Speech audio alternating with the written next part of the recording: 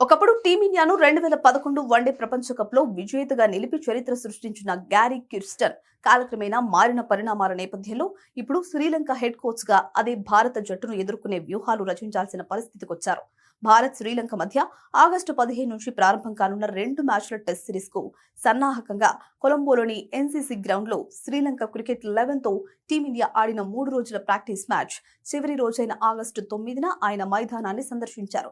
ఎలాంటి హడావుడి లేకుండా ప్రశాంతంగా బౌండరీ లైన్ వద్ద తిరుగుతూ భారత ఆటగాళ్ల ప్రదర్శనను ఆయన నిశితంగా గమనించారు. ఈ సందర్భంగా గుజరాత్ టైటాన్స్ లో నెట్ బౌలర్లుగా పనిచేసిన అనుబంధంతో fast bowler Gurnoor Brar, left arm spinner Manav సుతారలతో పాటు త్రోడౌన్ స్పెషలిస్ట్ రఘుతో కిర్స్టన్ సరదాగా ముచ్చటించారు. అక్కడి భారత మీడియా ప్రతినిధులతో ఫోటోలకు ఫోజులిస్తూ స్కోర్ బోర్డును పరిశీలిస్తూ మ్యాచ్ పరిస్థితులను ఆయన అంచనా వేశారు.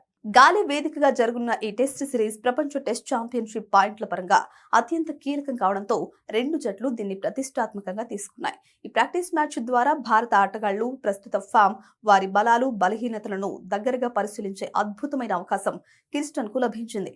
ఒకనాడు భారత జట్టులోని లోపాలను సరిదిద్దిన ఆయన ఇప్పుడు లంక శిబిరంలో కూర్చుని అదే లోపాలను ఆయుధాలుగా మలుచుకునే పన్నాగం పన్నుతున్నారు. కొలంబోలో ప్రశాంతంగా సాగిన ఈ పరిశీలన ఆగస్టు 15 నుంచి గాలిలో జరిగే అసలు పోరులో ఎలాంటి వ్యూహాత్మక మార్పులకు శ్రీకారం చుట్టనుంది అనేది ఇప్పుడు క్రికెట్ సర్కిల్స్ లో తీవ్ర ఆసక్తిని రేకెత్తిస్తుంది.